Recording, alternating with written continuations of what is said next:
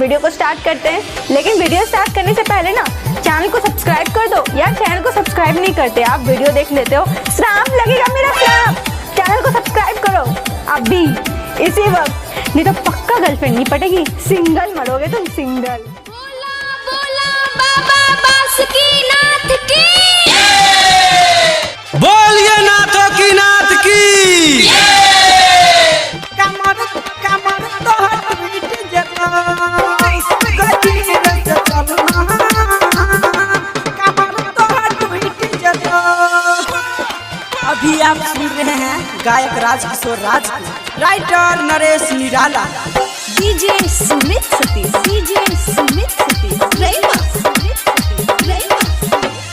एनकिया छम छम करै छा छोटकी, एनकिया छम छम करै छा छोटकी, पीछे से कमरिया बम छूट जतो। गई धीरे से चलना, कमर तो छूट जतो। धीरे से चलना, कमर तो छूट जतो।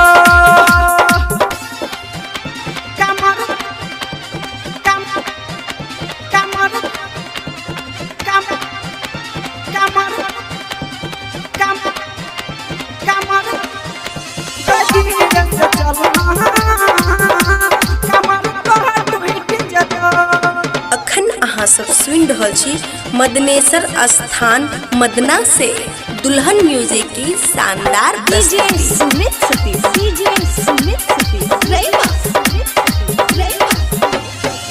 बड़ी नीमन कामर लगै छौ, दद छोटकी उधार गई, दद छोटकी उधार गई।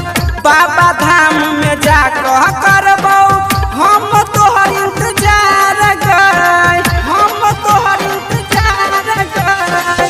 बड़ी नीमन कामर लगै छौ, दद छोटकी उधार गई। बाबा धाम में जाकर करबौ हम तोहर इंतजार गई। हे गई फूल बेटा तोहर छूट जतो। गई धीरे से चलना, कमर तोहर छूट जतो। धीरे से चलना, कमर तोहर छूट जतो। अखन अहाँ सब सुनि रहल छी मदनेसर स्थान मदना से दुल्हन म्यूजिक की शानदार प्रस्तुति।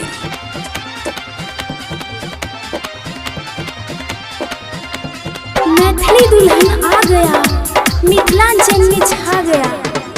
बोला बोला बाबा बासुकीनाथ की, बोलिए नाथों की नाथ की। गेरुआ रंग के कपड़ा पहिन के चमकै चौका लगे, चमकै चौका लगे। राइटर नरेश निराला के गोरकी करिया न तू बेहाल गे, करिया न तू बेहाल गे।